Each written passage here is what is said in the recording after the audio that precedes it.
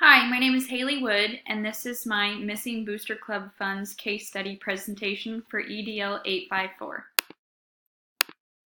So first up, an overview of the case. George Washington Middle School is the school that we're talking about in this case study.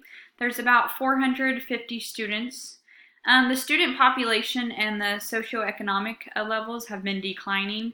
This is partially due to young families moving to the suburbs closer to the city, and a lot of the parents that are still there work at the textile mill. There is a lot of strong community involvement with this school. Parents frequently volunteer to help with many different school activities. The Booster Club requests 4 parents to work at each athletic event. 2 of these work in the concession stand, and 2 are gate collectors. Daniel Stevenson is the principal of this school. He's been there for about 4 years. He is very well liked and he works well with the PTA and Booster Club. He does not have an assistant principal, so he relies a lot on parent volunteers to help, especially with these different student activities. In this case, Mrs. Bowman is a parent who is also a volunteer, and her daughter is a cheerleader. Mrs. Bowman requested funding from the PTA because Lucy, her daughter, was an all-state cheerleader and got invited to New York to be in a holiday parade. And so Mrs. Bowman is requesting about $800 from the PTA for this trip.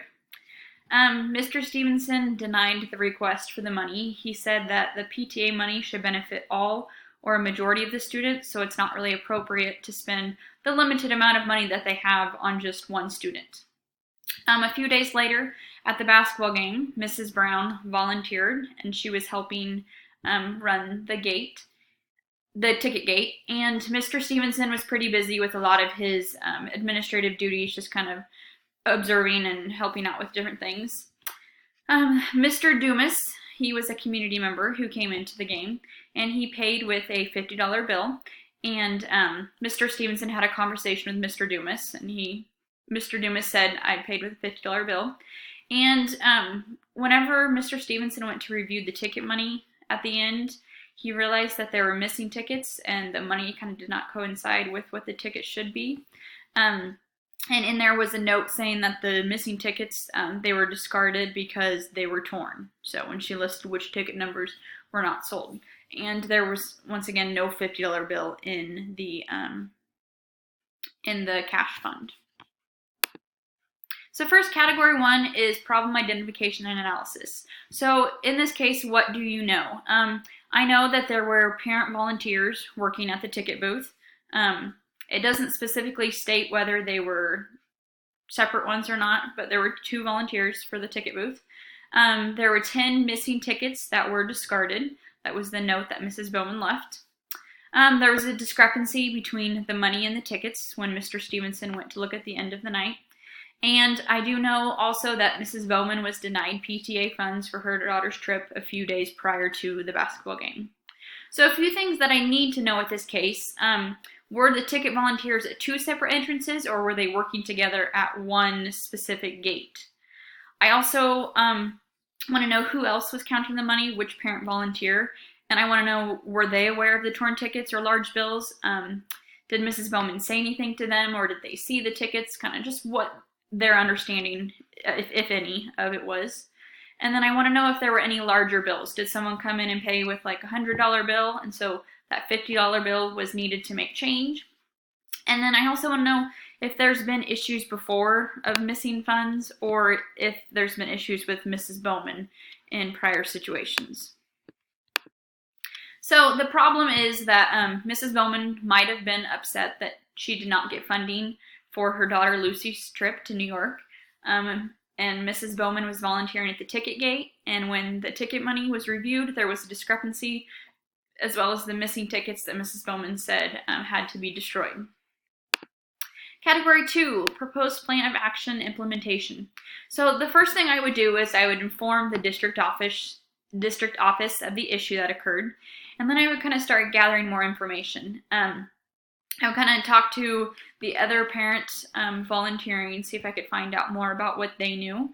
I would also talk with Mrs. Bowman, just kind of be upfront with her and see her side of the story, see if she talked about what she did with the tickets or larger bills being used, just various things, just finding out more. And I would also look up the board policy, if there was one, on missing funds in cases like this. And then I would start to develop a new plan and procedures. I think this is the big thing that needs to be done in this case. So a few strategies. I would develop a plan to get more individuals for help.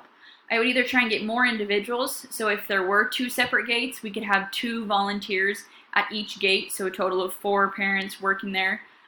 Just having more than one person at a gate can help eliminate some issues that might occur due to the lack of just one person's side of the story.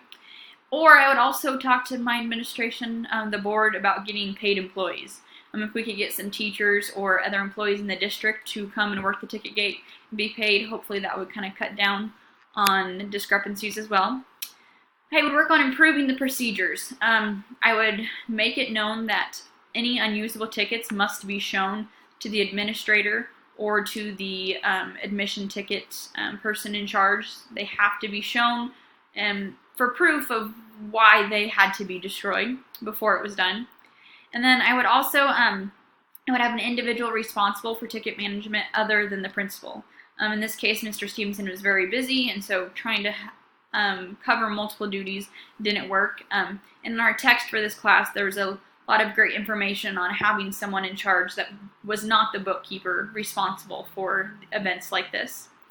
And then that individual who is the ticket manager, they could also review the tickets and the money with the principal at the end of the night, just kind of have that 2 people just to make sure things match up. I would also meet with the PTA to review and introduce the new procedures so everyone was aware. And if I did get paid employees from the district, I'd meet with them to inform them of how everything works to make sure the process was followed. Category 3, the resolution promoting all students. So first, at the beginning, when Mr. Stevenson did not allow PTA funds to be used for only one student, I feel that was promoting all students and their success. Some things that I would do, I would see if there's other ways that we could fund Lucy's trip as well as trips for future students. Not only her, but in the future, all students. See if I could allow some fundraising, maybe allow them to come to a game and set up and sell something. The district would not provide the funds, but just give them the opportunity to get some. I would also develop new procedures for the handling of the ticket sales. As stated before on the last slide, see if I could get paid employees or get more volunteers and just have them be aware. And then I'd meet with the PTA new gatekeepers to discuss the procedures to hopefully prevent a situation like this from occurring again. Just being aware and understanding the process is the first step. So reflection, what was I thinking? When I was looking at this case, I was wondering, were those tickets, those 10 tickets, were they unusable and were they disposed of? We may not ever have proof for that if no one else was aware of what happened. I was also thinking, were other volunteers aware of what went on? That's why in my steps I want to talk to the other individuals, volunteers working, to see if they knew anything about money or tickets.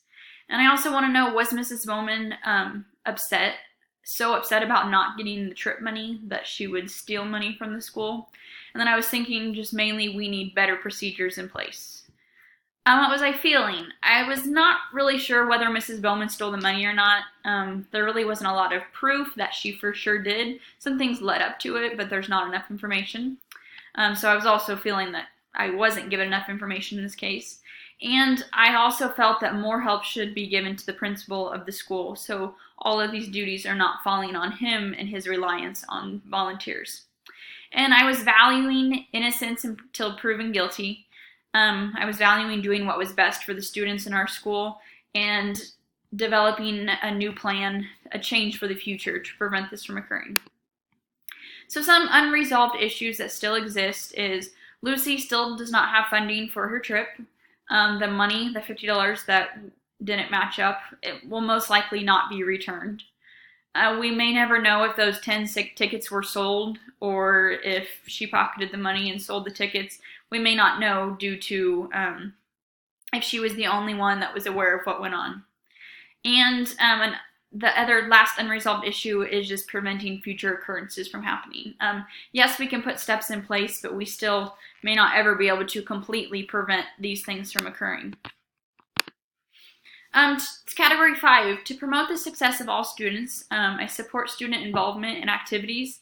I value community involvement and the support of parent volunteers and all that they do to help support our school and keep it running. And I also making changes for the future to promote their success. Component 1, how do you as the school leader promote effective and efficient management of the school or district? So by using the pre-numbered tickets, that kind of helped promote the efficiency of discrepancies that could occur, as well as the documentation of ticket sales. It sounds like the school had a fairly decent process in place where there was a recording of, oh, these 10 tickets couldn't be used, as well as the counting or reviewing of the money in front of the security guard. This is a good process, so it's not just the administrator, the only one there and doing it. Some things that I would change to help promote effective and efficient management would be to have 2 ticket collectors at each gate. I would have a procedure for destroying of tickets, as stated before, have them show the administration or the manager at the time at the school. And I would also kind of work to get paid employees, including a ticket manager, responsible so those duties did not fall on the principal alone. Component 2, how do you as the school leader promote the social learning of every student?